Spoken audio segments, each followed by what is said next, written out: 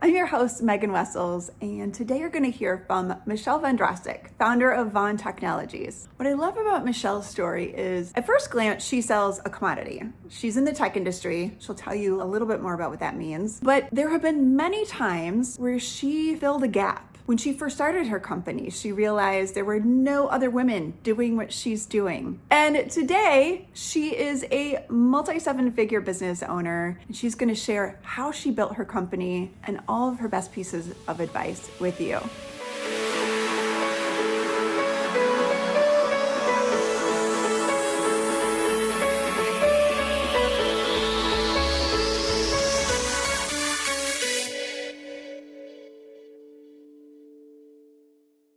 Hello, everyone. I'm so excited to introduce you to Michelle Vondrasek. She is the founder of Von Technologies, and she is, of course, a WOMXNAIRE. She has reached multi-seven figures, and she's going to talk to you a little bit about her story, how she went from corporate America to building a technology company in an area where there weren't any other women-owned technology companies, and now creating a new product that is filling a huge purpose in the world. Thank you so much for being here, Michelle. Thank you, Megan, for the introduction. I'm really excited to be here and talk with you today. Walk us through, you tell me this great story about how you went from corporate America and decided to start your company. Tell us that story. I worked for corporate America for a few jobs, moving myself up the ladder from sales to director to regional director of sales. With each organization that I worked with, they kept getting acquired and weren't really heading in the direction that I wanted or have the vision, a place that I wanted to be. After about the third acquisition and seeing the bumpy ride to this integration and the frustration once again, I decided, as I called it before, an entrepreneurial seizure, and said, I'm going to go do this on my own. Of course, with the support of my husband, who actually is the one that said, why don't you do this yourself? Which sounded a lot easier then than actually executing it. But I quit my job right after Thanksgiving and I started an LLC December 6th. And then we opened our doors in January. So it really happened rapidly. It wasn't something that I'd always thought about and put a plan together, which now looking back, a lot of bumpy hurdles I had to get over for lack of that planning. So some things I would definitely do different when you're starting out an organization. But I really found that there weren't a lot of organizations at all that were in my space. We do technology deployments when we first started. And of course, we deployed anything because we wanted to get revenue, right? And there weren't a lot of companies that only focused on deploying technologies. A lot of them sold or manufactured, but there really weren't many that were focused on the services component, and certainly no women owned. So I felt that there was a need, not just because I was a woman, but that there was a need in the marketplace in general. But obviously being a woman owned, it did help me navigate into some of those customers because I didn't have a lot of competition in that space. How long have you been in business now? This year will be our 15th year. Awesome. That's 40 dog years. I love that. We talked about this too. You started your company right before this huge economy craziness in 2008. What was your experience going through that? Panic. Literally panic. I think it didn't really hit us till 2009. It took a little time to catch up and people to stop spending money. We were sort of in the middle of projects, and it didn't hurt that my first customer was AT&T. They were a previous customer. And I really courted them as I was making this move and got their input as to, would this be a good vendor partnership for them? Do they have a vendor in this space? So that did help a lot. But regardless, when it crashed, I think everybody within our first 2 years of being in business, we probably got 10 years of knowledge and experience in those first two, just because of that market crash. But we learned a lot, and we learned how the mistakes that we made by not making changes to our model or our personnel fast enough. And it was some scary times, but we kind of reeled back and decided, what are we really going to be good at, and focus on that and go after that kind of work. And that's sort of how we got into the wireless space and really just focusing on indoor, outdoor wireless. So you actually pivoted your offerings, is that right? I would say we narrowed them. You know, when Okay. you first open your doors, you'll sell anything to make revenue. But we started getting more particular and more focused on who we were selling and the services we were selling. So we weren't everything to everybody. We were really great at a few things, and that's what we focused on. Okay. Got it. Yeah, that's one thing I've heard as definitely a theme throughout the WOMXNAIRE interviews. A lot of entrepreneurs start with several different things and then start narrowing their focus when they see what it is they're really good at and what they really enjoy doing as well. And what the market's buying. Yeah, that of course is huge. Yeah. What are some of the lessons that you've learned going through what you went through in the first few years of your business that really helped to create the foundation for your continued growth? The lessons were to make decisions fast. Don't sit and look for an outcome that you have no control over. Go with your gut. You can always reverse them, but if they're not made at the right time, it can cost you a lot. I would also keep my ear to the market, very close to what are the needs going to be that are an extension to my capabilities.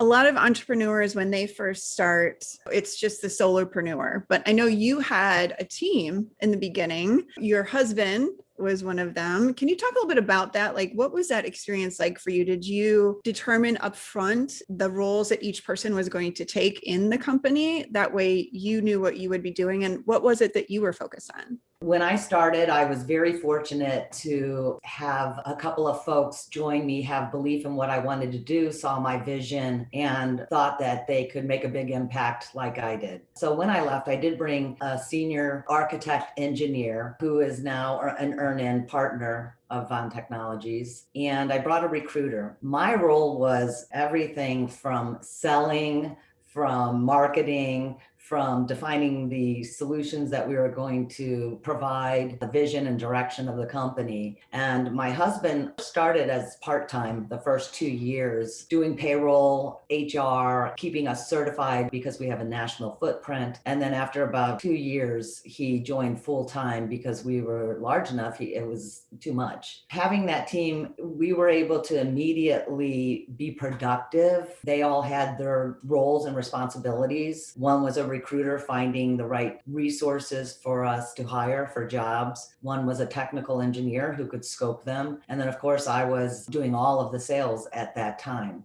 As I mentioned, AT&T was a first customer of ours, and we did open our doors starting projects right away. So very fortunate to be able to scale up. When the crash hit, we had a lot of resources that were no longer needed on some of these projects. Again, it was a lot of, oh my gosh, what am I going to do? And restructuring to survive. Thank you for sharing that. Michelle, what were some of the significant choices and actions that you took that you really feel helped to propel your business to that 7-figure mark? Opening up my partnerships. Don't do it alone. It's impossible. And I think that really extended my capabilities and services, finding really good partners that extended my capability, but I didn't have to hire them full time, but rounded off a cradle to grave type solution. In the beginning, I really thought some of the other companies that did what I did were my competitors, only to learn we would be great partners together. And it wasn't until really the last couple of years that I recognized you can't grow organically by yourself, not at the pace I wanted to. We bootstrapped this company. Of course, if somebody hands you a ton of money, then you can do it alone. But if you're starting from the ground floor with your own funds, find those partners, expand your services. They'll also share clients with you by bringing in your capabilities. And that's really the fastest way to grow. That is one of the things definitely that Powerful Partners focuses on, is that piece that you can't do it alone. Especially so many women are trying to build a business and it gets very lonely, especially when you don't have other women or friends to talk to who really, really get what you're going through and can guide you. And that's really what the Powerful Partners Forum is all about. Did you know that only 1.7% of all the businesses in the US that have reached that $1 million mark are women-owned? I have been working with female founders for over 10 years, and I can clearly see that women have a unique set of challenges when it comes to scaling a business. If you're an entrepreneur too, I'm sure you can relate. It's a really lonely journey. Couple that with all the added responsibilities and pressure that women feel on a daily basis, it's overwhelming too.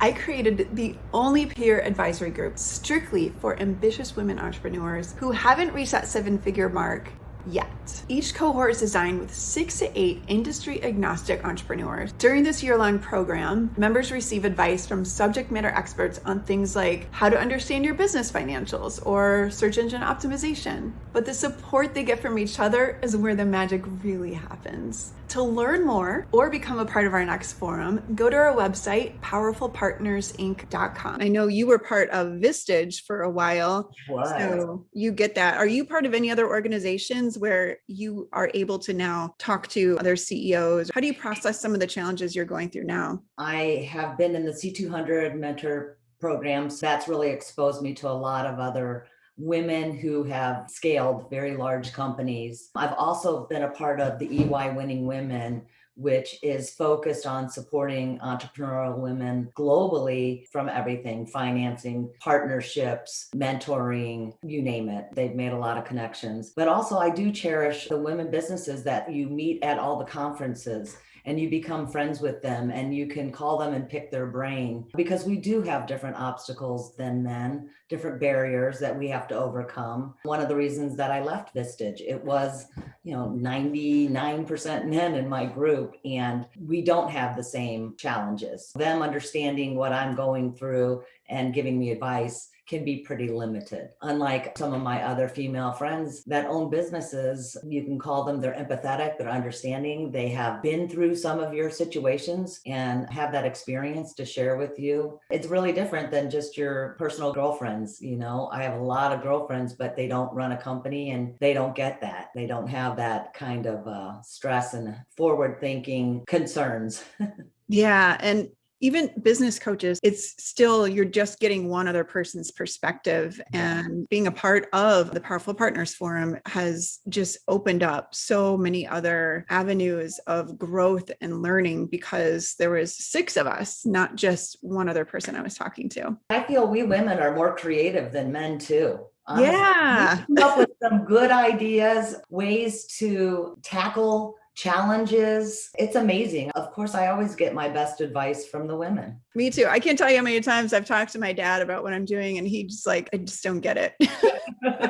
You actually mentioned, women are so creative. And I love what you were telling me about this new product offering that you have. It's for a purpose. It's a very purposeful side of your business called Rux. So you can share a little bit about that, because it's such a unique product. But what I really want to highlight is that you again saw an opportunity that wasn't being filled, a gap in an offering, and you've now filled that gap. And by doing that, you are making huge impact on so many communities, so many people. Tell us a little bit about that story. Boy, I sure am trying. And yeah, honestly, this has been the most rewarding opportunity of my career. To your point, always looking for a purpose and deploying Wi-Fi, indoor, outdoor. It has its business purpose, but it doesn't have its spiritual purpose, its impact on the community. And then when COVID hit, and of course, the digital divide really became polarized, and we really could see how many unserved or underserved communities were out there. I was fortunate enough to align with an organization, brand new technology that they have tested out through all the proper channels to be deployed and certified and tested, called the Remote Universal Communication System. And what it does is it allows us to take a connection, whether that's fiber, cable, or satellite or cellular, and push that internet connection to very specific communities and allow them to have internet access. That's exciting. There's other technology that can do it, but it takes years before they get that. It's very, very expensive. And we're here trying to bridge that gap between the time the fiber is being laid in the next 10 years to getting something out there now. We could do communities in a matter of weeks, months. And we're really excited about that because you see that impact immediately and the results from the families and communities and their excitement about being in the 21st century, to be honest. You were Yeah. telling me that story of the mom. I think this is one of the COVID stories.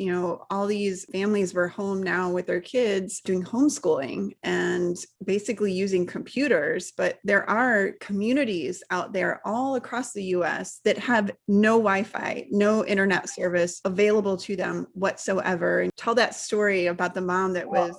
It's so surprising. You would never guess that here in our United States, there are people so disconnected. In this day and age, it's almost like water and electricity. If you're not connected to the internet, you are so disadvantaged from an education, from a commerce, from a business, from a community. We had walked around and met with quite a few of the community's people and talked to them about some of their struggles. And I recall one lady, as you mentioned, what a commitment to her children's education. They had no cellular or fiber or any kind of connection in their home. As a matter of fact, the closest connection was 10 miles away. So every morning she drove her children to a hotspot and let them download their homework. They couldn't get online for virtual, but they could at least download the homework and go home, do it, and then go back and upload it. Now that's a committed mom who has a car. No cellular and no internet. That's just insane.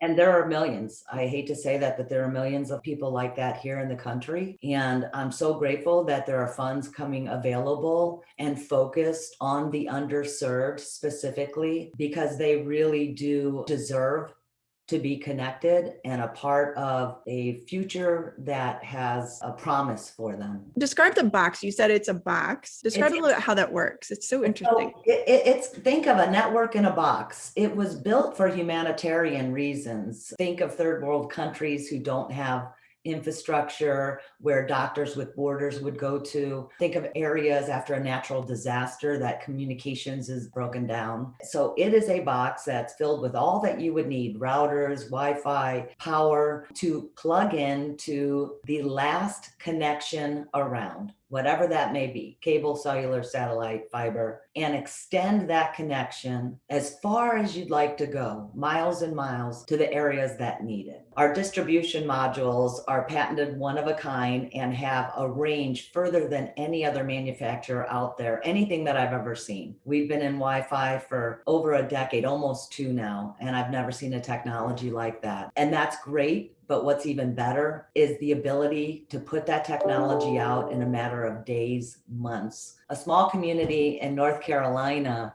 asked us to prove out this technology in a very small area, about 27 mobile homes in a community, and had no access to internet. And within 48 hours, we were able to set up the system and reach all of those homes. Yeah. Oh my gosh, I love it.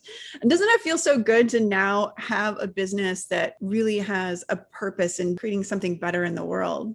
It's so amazing. Honestly, I've often thought, as we go to a lot of these events and I meet so many business owners, and a lot of their organizations were built from a purpose. Like I said, mine was sort of an entrepreneurial seizure, and trying to find that purpose, that meaning of, how can I impact my community and leave a footprint in this world when I'm gone, more than just a Wi-Fi deployment company, and changing people's lives. It's probably the best reward I could ever get. And honestly, Michelle, this is why I'm so passionate about helping women entrepreneurs through Powerful Partners, through the forum, through these WOMXNAIRE interviews, because I really, truly feel like the world is going to be a better place when there are more women running multi-million-dollar corporations with more economic power, because the more money we have, the more good we can do. And that's what women do. We look for ways that we can really improve our communities, improve our employees' lives. And it's just so incredible to hear your story. Thank you, Megan. I appreciate that. Michelle, what is the biggest challenge you've had to overcome as a woman entrepreneur? You're in a tech space where there aren't very many women. Yeah. What are some of the challenges you've had to overcome? Well, obviously, I'm in good old boys industry. I'm sure many women out there can say that. It still feels the same in a lot of industries. But I think that obviously the past year, people have started to really recognize, even though we've been preaching that, we deserve equality and the same opportunities, especially in the C-suites as any man, it feels like we're being heard more than we have in the past, which I hope is true, because I have a daughter that I hope has a easier path in her future than I've had. And the more women that we do get into leadership roles, they pull the rest of us up. I hope that us women get better and better at doing that for the ladies that are below us. The men do it very well. Yeah. They do it very well. And sometimes they're pulling up their friends and their colleagues, and we're being left behind. So we really need the women in those positions to do that and perhaps feel less threatened. We need powerful partners. Yeah, we need powerful partners. Exactly. Michelle, what were some of the limiting beliefs that you had to overcome as an entrepreneur in order for your business to grow? I know there are so many limiting beliefs that I deal with on, it seems like, a daily basis, and I'm not the only one because I hear from a lot of other women entrepreneurs. Are there any that come to mind? On a daily basis. I feel like when we reach that top of the mountain, there's always something shinier or a higher mountain for us to go to. We never stop, but sometimes it's scary and we think we can't hit that mountain. Me personally, I certainly don't have all the education that most people in my position have. And sometimes that brings me some insecurities. I'm very knowledgeable about my industry and my space, but outside of that, I haven't had that formal education that sometimes I feel might be holding me back. And then I have to remind myself I've learned more in real world than I could have ever learned sitting in a classroom. I think that's probably some of the hardest challenges, that emotional, am I good enough, smart enough, and compelling enough to grow this company, something that is an impact to the community, providing jobs for people. I mean, you just have to keep believing in that and just keep, we deserve it. We're so capable. And I feel like women, we get in our own way all the time. We do. We really do. I will say too, that I've actually thought about this a few times, that what I learned in college, I honestly don't use any of it at home. I don't. It was a great, fun experience, but right. I know, but there's other things that you learn that's not from the books in college too. I learned a lot from you. So just so even though I'm not in the industry, I feel like I've learned a lot from you already. I really appreciate that. Thank you. Since you have reached over $1 million in revenue, what is your biggest piece of advice for women entrepreneurs who want to reach that $1 million plus level? I would recommend that they, again, really pay attention to the marketplace and make sure that their services are needed, expand them or pivot them or change them to what people are buying. A lot of people go into the marketplace with a me too, a nickel less, and that's really a hard growth strategy. I think you really have to pay attention to what your customers want from you and pivot every time. I know it sounds crazy, and I'm not saying reinvent your company, but if you're the same company you were your first year as your fifth year, you're probably not doing the right things, because you have to consistently evolve. I will say, spending a ton of money on branding and a website, et cetera, when you first start, waste of money, because it's going to change multiple times. I mean, honestly, you could put an easy one-page website up there with who you are, contact, and what your focus is or your service is. But to your point, as you grow and start reaching the needs of your customer and hearing what they really want, you will see some changes in what your services are going to be or your product, and easily updated than rehauling a whole new website your first year, because you won't be the same your second year. Michelle, now that you've reached this level of entrepreneurship and you have accomplished so much, you've learned so much, what's important to you now? Of course, leaving the family aside, that's a number one, family and God. I think what's important to me right now is providing a good, safe place for employees that want to work with us, growing an impactful way to the communities, and continue to lean on my other women-owned girlfriends that I learned so much about, and allow them to lean on me. I think we need to help each other out so much more. And it really does start from the beginning. And don't be afraid to ask for help. Most women won't say no. We're afraid to say no. Yeah. But we're also afraid to ask. So, that's so true. Yeah. Ask for help. And what I love about women is we love to learn, but we also love to give so much. And all it takes is an ask, hey, I'm struggling here. Can I talk to you today? I guess what's most important would be to move my next chapter from the asking to the giving. Oh, I love that. You are already giving a lot to so many of your team members, the women that you surround yourself with. We met each other through a mutual connection, Joanna Sobran, who was also one of my WOMXNAIRE interviews, a mentor of mine, a dear friend of both of ours. And to see that you surround yourself with women like Joanna just shows that it really does make an impact when you do surround yourself with other higher level women who are also business owners. Absolutely. I am a few years older than Joanna, and she's a mentor to me as well. Oh, no way. I love that.